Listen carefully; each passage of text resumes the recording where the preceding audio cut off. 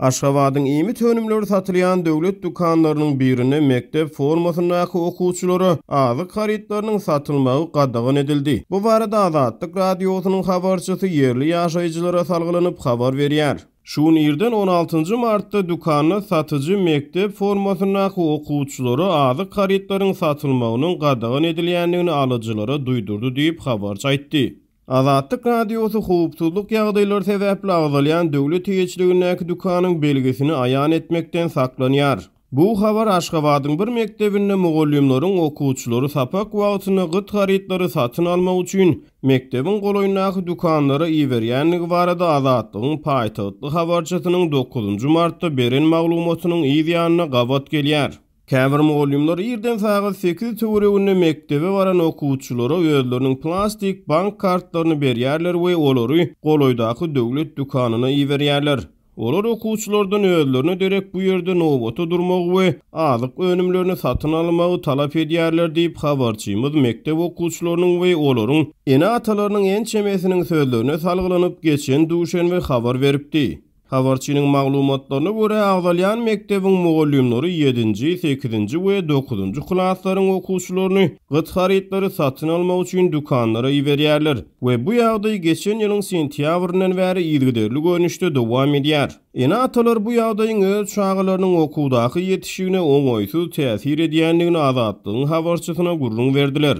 Türkmenistan ykdysady kynçylyklar dowam edýän mahaly hususy sewdada gymmat bahadan satylýan towuk buğdy, ösümlik ýagy we beýleki käbir imi tönümlerini arzan satyn almak isleýän raýatlar döwlet dukanlaryna uly nowbatlara garaşmagy mejbur bolýarlar. Döwlet dukanlaryna imi tönümleri hususy sewda bilen deňeşdirilenini arzan bahadan satylýar.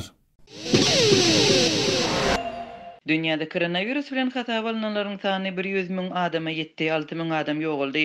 Ýewropanyň enjime ýurdunda tutuş şäherler ýapylýar, uçar gatnaw ýatyrylýar.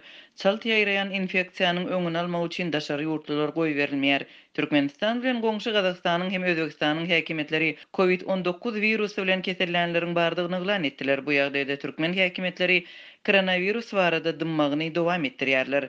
Bu temadan eden seýrek çykyşynda türkmen prezidenti koronavirusa garşy üzärlik tütetmegi tapşyrdy. Prezidentiň ýa-ni ýakyn eden rekomendasiýalaryndan soň Türkmenistanyň döwlet edaralaryna üzärlik tütetmek iýişi badaldy. 16 martda Aşgabatdaky habarçymyz şeýle gurrun berýär. Edara karhanalarynyň äklesinde üzärlik edýärler, günde aýlanyp tütetýärler. Ýerden gündüz ýa-da agşamlaryna jemi günde 2 ýedek diýip habarçymyz aýdýar. 16 martda döwlet ösüşi boýunça maslahatynda prezident Gurbanguly Berdimuhammedow üzärligiň dürli kesellerden netijeli serişdedigine özüniň ynanýanlygyny aýtdy. Maslahatda üzärlik tütetmegiň burşy unaş içmegiň ýokynç kesellerden goranmakdaky aýratyn ähmiýetini ykdaldy. Türkmen häkimetleri ýurtdaky derman gytçylygynyň hem medisina hyzmatlarynyň gymmatlamagynyň fonunda ýylaty dermany derek ösümliklerden peýdalanmagy ýygyderli ündäp gelýärler. Dünýäde helakçylykly COVID-19 epidemiýasy döräli bäri Türkmenistanyň döwlet edaralarynda şol sanda mekteplerde we keselhanalarda üzärlik häli şindi tütedilip başlandy. Türkmen prezidentiniň üzärligiň bejeriş hukygy hakynda Ylmytaýdan subut edilmedik çykyşy 149 ýurda ýaýran koronavirusyň howpy sebäpli global pandemiýanyň elan edilen pursadyna gabat geldi. Türkmenistan bilen serhetdeş ýurtlaryň äklesinde koronavirus tapyldy. Başda Iranda we Owganistanda, emma soňky günlerde Özbekistanda we Gazakstanda da koronavirus bilen kesellänler hatap alındy we olaryň sany artýar.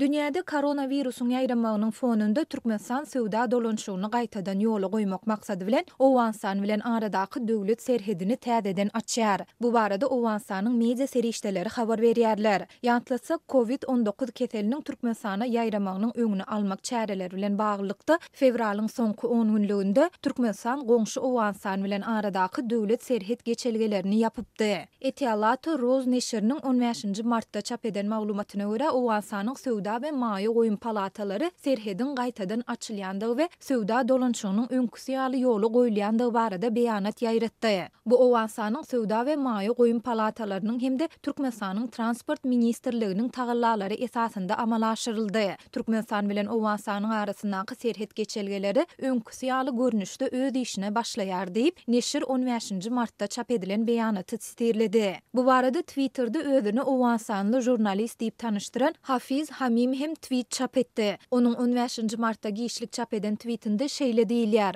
Owansanyň Söwda we Maýa goýun palatalary azyk we ýanyç import etmek üçin Türkmenistan bilen serhedi açmak barada üstünlükli gepleşik geçirdi. Mundan öň serhet COVID-19 ýaýramagy bilen bagly gorkular sebäpli ýapylypdy. Bu Owansanyň bazarlaryna täsir ýetiripdi diýilip Hafiz Hamimiň tweetinde aýdylýar. Azatlyk radiosyna bu habary deýişli türkmen resmilerine tasdiklatmak ýa-da inkar etdirmek häzirlikçe başartmady.